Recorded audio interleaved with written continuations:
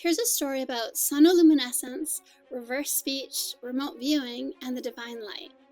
I know it's before your time, Sasha, but back in the 60s, the Beatles, they did this reverse record thing where the speech was like backwards. It sounded like really evil. Well, what's interesting is that there's a researcher named David Oates that in the 1990s, he actually leveraged that technique to extract information from someone's subconscious, accessing their intentions and true opinions. The CIA kept a secret file on reverse speech, and it was part of the Stargate files that they declassified. And when I saw that document, it made me think that there must be some kind of value in that in association with remote viewing. And it made me wonder, if I looked at my sonoluminescence session, what would I find if I reversed the speech? We went into this not entirely convinced of the value of reverse speech, but the results were so surprising that was enough to really encourage us to explore a little further.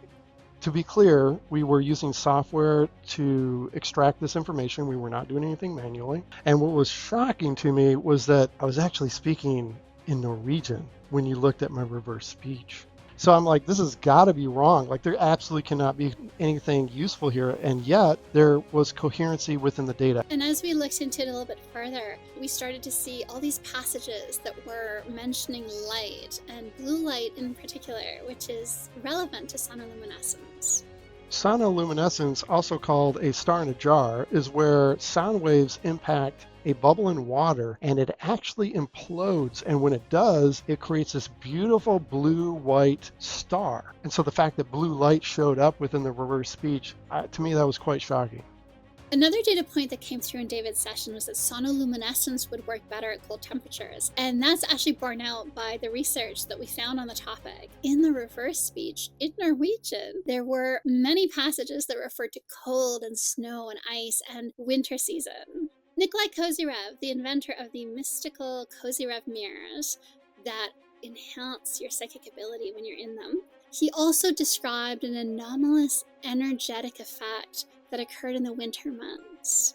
And the relevance to the reverse speech and Kozyrev was found in some of the phrases within the reverse speech, such as a touch before Christmas to see us. It should be said that the late autumn without Jesus is so much pressure.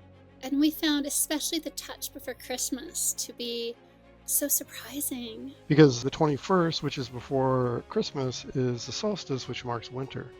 One of the things we found delightfully surprising as well was in David's session, he's talking about this otherworldly light that manifests as sonoluminescence. And then in the reverse speech transcript, there are mentions of God and light. In one example, the reverse speech said, "We must see God's light, and where everything small must be done," which I found to be very relevant from a conceptual perspective to sonoluminescence. One of the most interesting things for me that came through within the reverse speech analysis was the similarity that I saw in a lot of cases to how remote viewing pulls data in kind of like fragmented chunks. And so there's sort of this idea of gestalts that I could kind of see within the reverse speech that I also see within remote viewing work. And I thought that was quite surprising and interesting, and definitely requires more investigation. We hope you find our results interesting. And we'd like to see more work done in the RV community to establish whether or not reverse speech analysis does have value for remote viewing.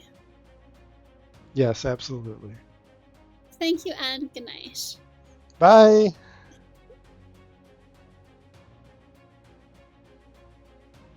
Some of the ideas that came out of the reverse speech analysis were the name Richardson was in the reverse speech. And what was interesting is when I looked it up, there's a NASA paper. This is singular bubble sonoluminescence in low gravity.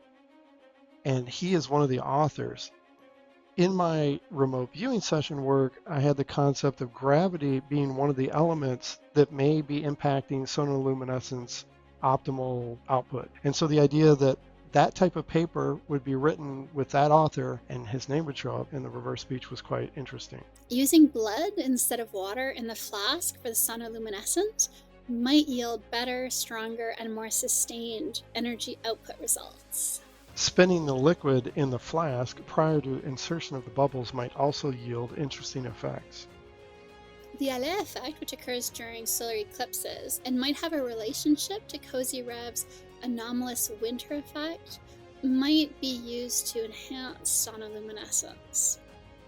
Using gases that emit blue light when ionized might also be optimal, and to a degree this has already been proven through the use of argon gas.